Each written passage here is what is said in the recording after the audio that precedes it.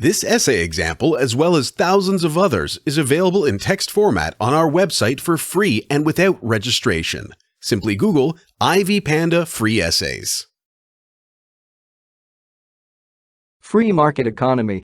A discussion on free market economy is interesting because it presents the views of various scholars.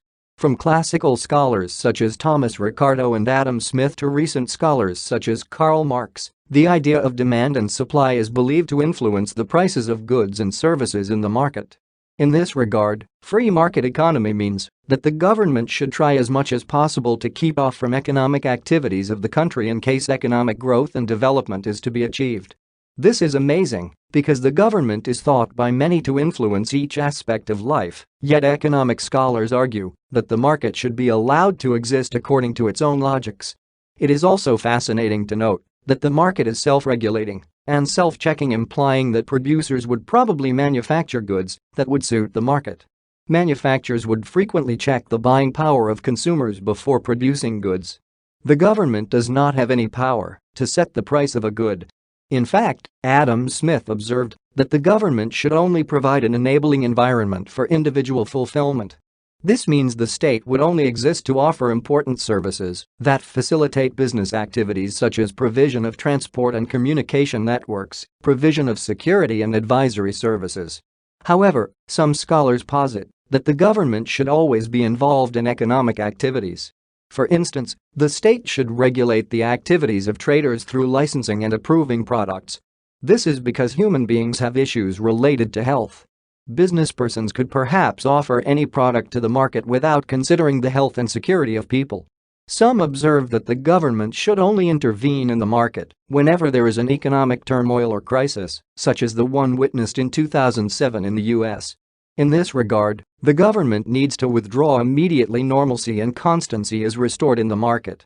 The idea of market logics is very important since it would help an individual in making policies in future. The idea would be remembered because many people think that the government should always control the activities of businesspersons. Whenever prices go up, people put much pressure on their respective governments to lower prices. They do not understand that prices are affected by the demand and supply. Historical schools of thought in economics regarding the relationships among factors of production. Each school of thought had its own definition of the phrase factors of production. However, scholars have not been able to determine the most powerful factor among the four factors. What is surprising is that each continent has its own definition. For instance, the time of entrepreneur is perceived to be the most dominant factor among others in the Australian perspective. Time would therefore influence the performance of the organization. In other words, it would mean that production of goods and services is influenced by the availability of time. Neoclassical scholars, as well as other economies that support the basics of the free market economy, usually share this view. Critics of neoclassical theory observe that entrepreneurship is simply a type of labor which should not be treated in a special way. From a Marxian perspective, labor is an important factor of production that influences the rest. This is because labor is employed in producing capital goods. A theory formulated in France before Adam Smith suggested that production of goods and services is influenced by the relationships between the poor and the rich. The theory was referred to as physiocracy. According to the theory, four factors of production exist, including capital, entrepreneurship, land, and labor. Classical theorists, such as Adam Smith, David Ricardo, and their adherents, believed that resources influence the production process. The classical theorists went a notch higher to discuss the distribution of costs and value in the production process. To Ricardo and Smith, land would refer to natural resources such as air, soil, water, and minerals. The entrepreneur converts the natural resources into usable products. From land, the owner could perhaps earn capital, which is referred to as rent. Labor is another factor of production that refers to human effort applied in the manufacturing process. Through labor, an individual receives wages. The last factor of production is the capital stock, which refers to manufactured goods and services. In other words, it is popularly referred to as the means of production. Capital stock is the most important because it is employed in producing other goods. For instance, machinery and raw materials are used to manufacture finished products. Marxian economics. those intellectuals who utilized the works of Marx, as well as other works, to define the economy formulated Marxian ideals. It should be noted that Marxian economics is different from the radical views of Karl Marx. This topic is of interest because many people rarely distinguish between Marxian economics and Marxism. Marx utilized the writings of classical scholars such as Adam Smith and Thomas Malthus to formulate his theory on capitalism. In his analysis, Smith postulated that division of labor is an important component of economic growth. This means that economic growth would be achieved if workers were to specialize in certain areas. Smith noted that labor is a resource that could be phased out of the market. This means that some forms of labor would be eliminated with time. However, Smith commented that market forces were self-regulating, implying that the government would not interfere in any way. Marx based his argument on the findings of Smith. Marx found out that capitalism was responsible for massive economic growth in most parts of Europe.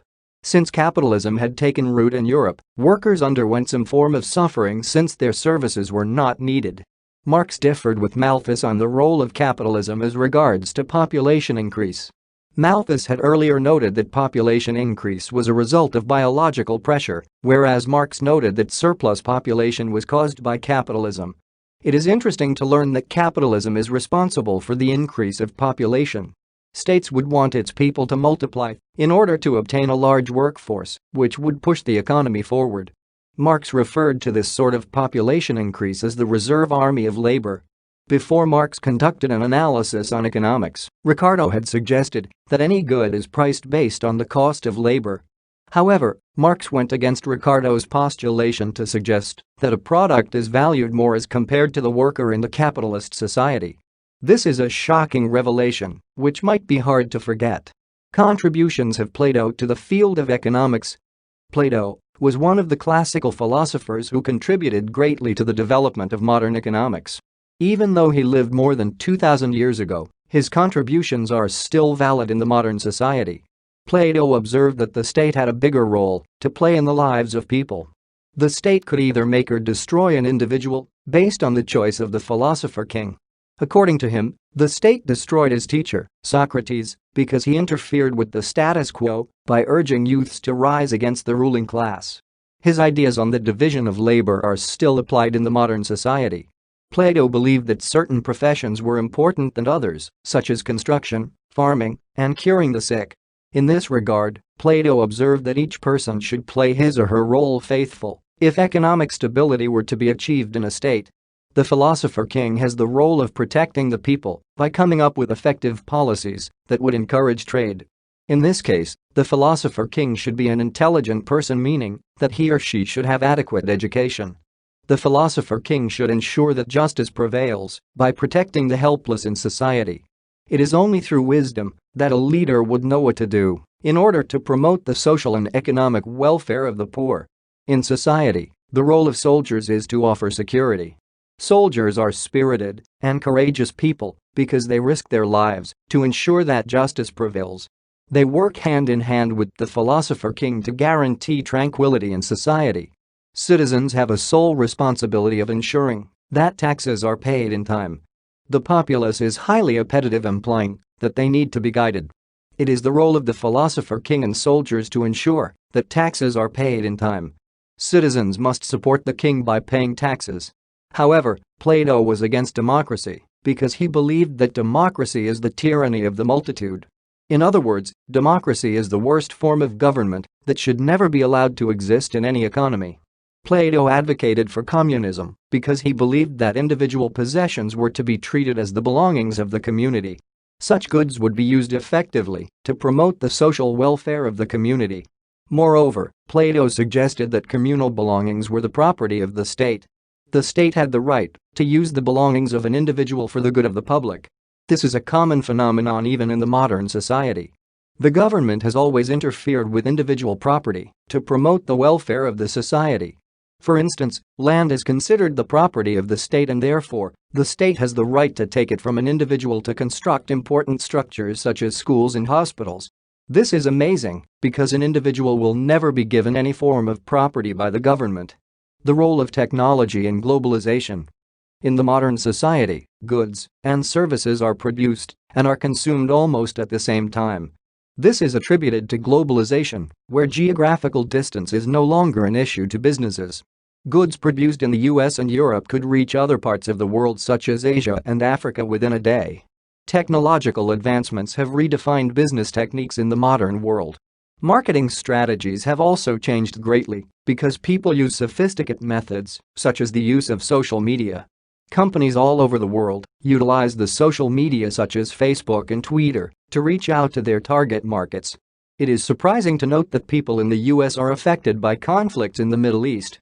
The world is now considered a global village because a misunderstanding in one part of the world affects businesses globally. When the fuel prices go up in one continent, the prices of goods and services are affected in other continents.